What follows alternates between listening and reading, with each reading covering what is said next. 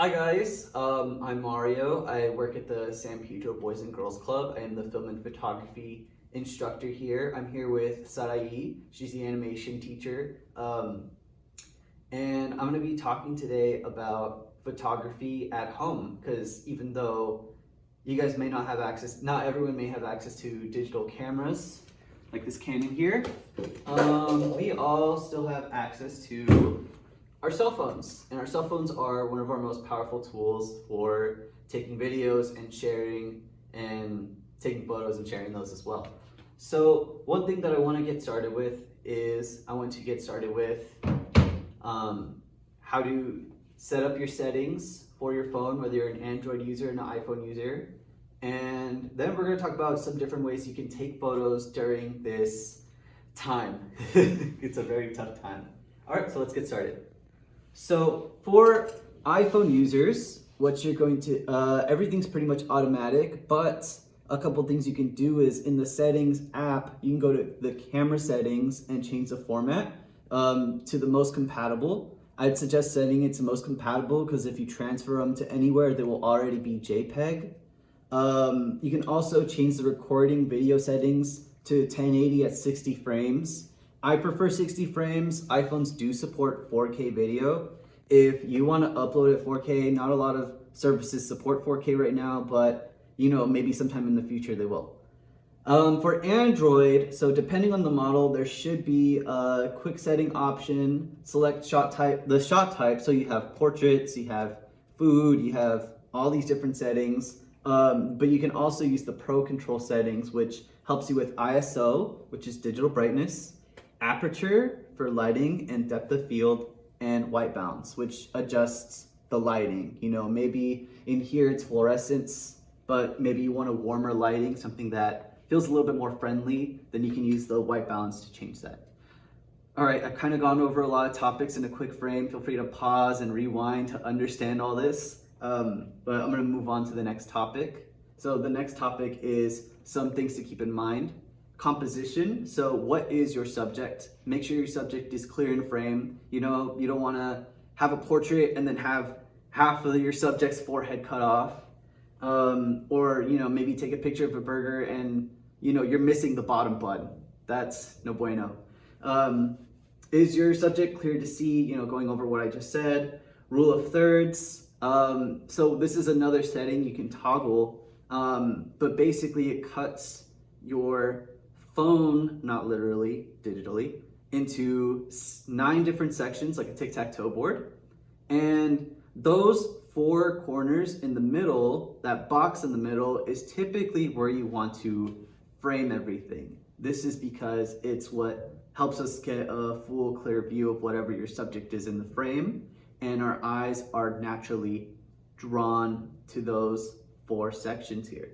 So, and leading lines. Leading lines is another composition tool you can use. For example, we have maybe this edge here, and this edge here, and this desk here, leading so that your eye is drawn to me, or some kind of thing like that. You've seen a lot of these photos done with streets, someone standing at the end of a street, and all of the lines and the horizon line points towards that person. And does it look good? I mean, that should be plain and obvious. When you look at a photo and you immediately know this is a good photo, it just has, everything just kind of clicks for this photo. The colors are there, the brightness is there, and everything looks good.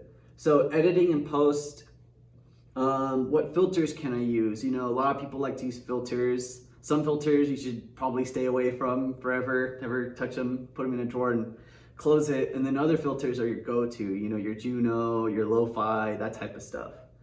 Adding a vignette. So adding a vignette is optional for what we're gonna cover later today. I think a vignette could work, but also it could be a little unpleasing to the eye. And is it optimized? That's another thing. A lot of people, they take these long photos and then they post to Instagram and it crops part of the subject because Instagram has that square formatting, or it just looks a little weird when you have all square photos and then you have one long one on your profile. It looks a little weird.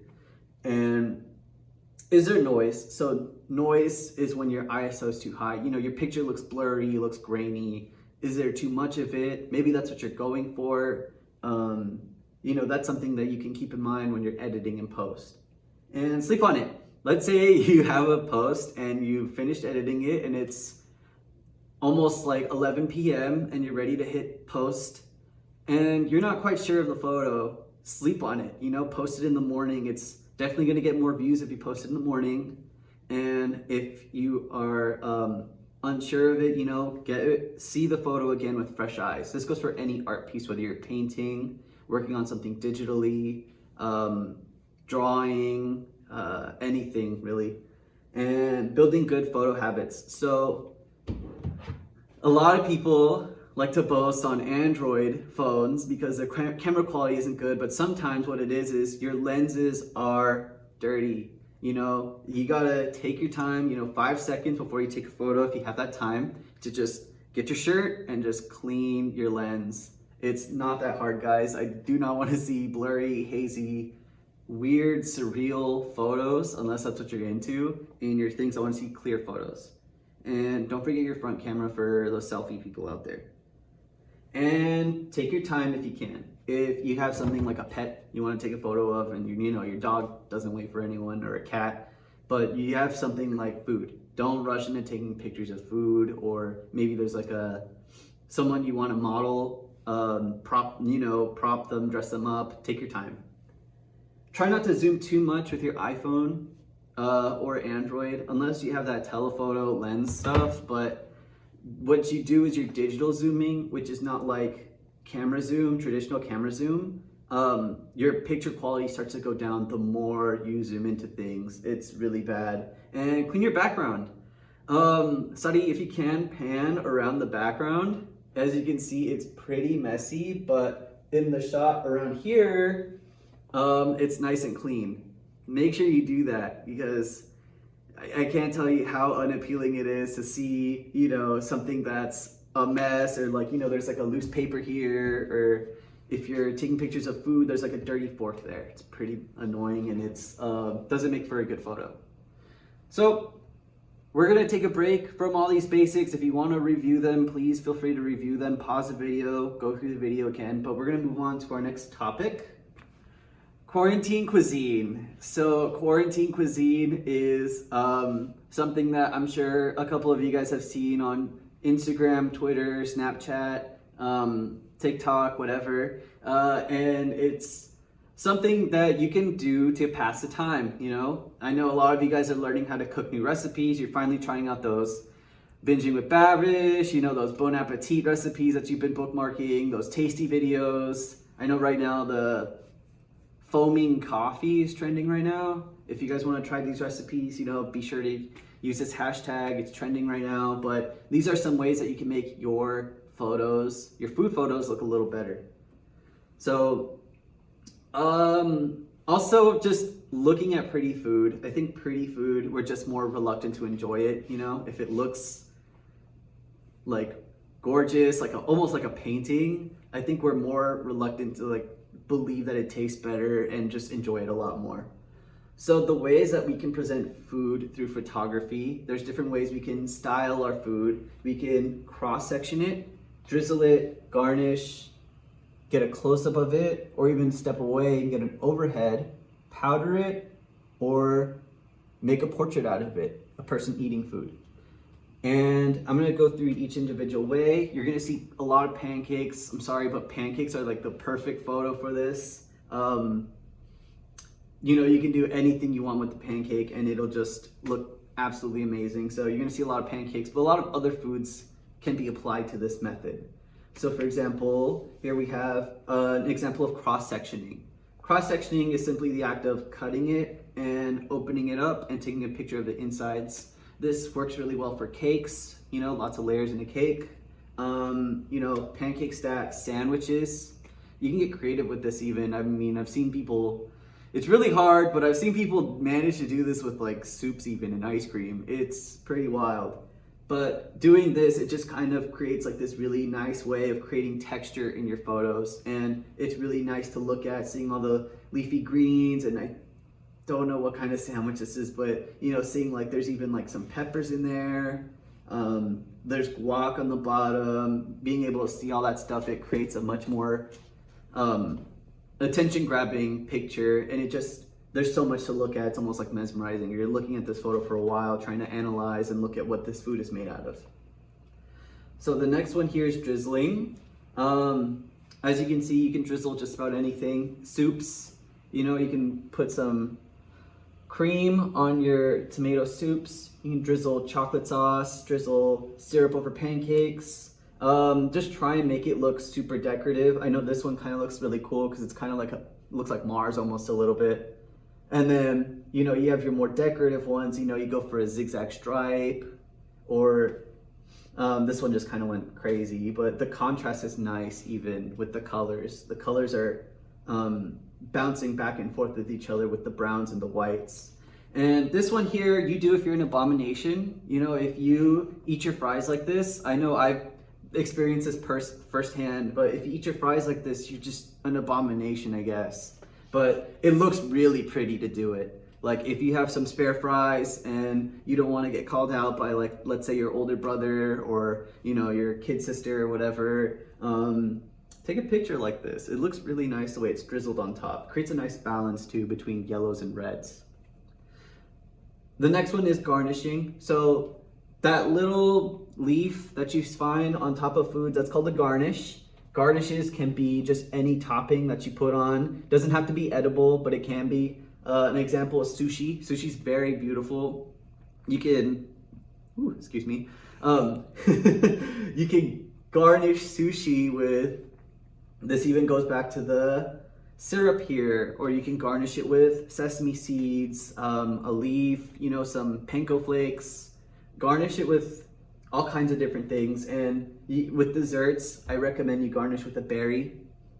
With, let's say, like steaks, use vegetables or some kind of leaf. For desserts, you can also use a mint leaf. And then for a little bit of like East Asian cuisine, you use sesame seeds traditionally, and then for like Latin cuisine, you could even say that's like, salsa, cilantro. Oh, on your tacos, your onions with the cilantro and all that stuff. That is your garnish essentially. You're dressing it up, your cabbage, your beets, that type of stuff.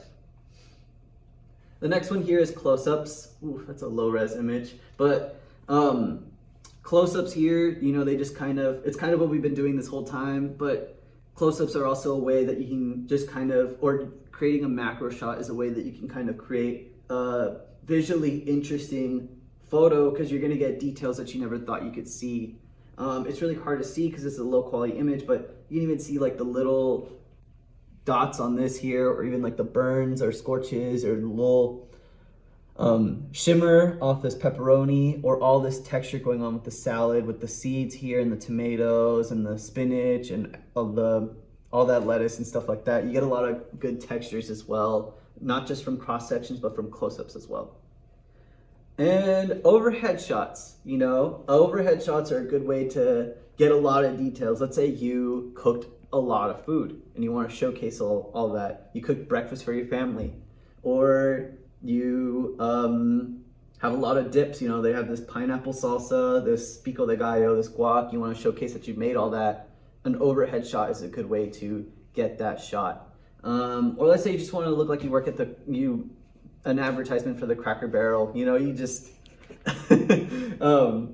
you can do an overhead shot. It looks really pleasing. It's really hard to mess this up. One of the simple things that you can mess this up is having like dirty forks or napkins, or even like a stray cup, a newspaper over here could make or break a photo.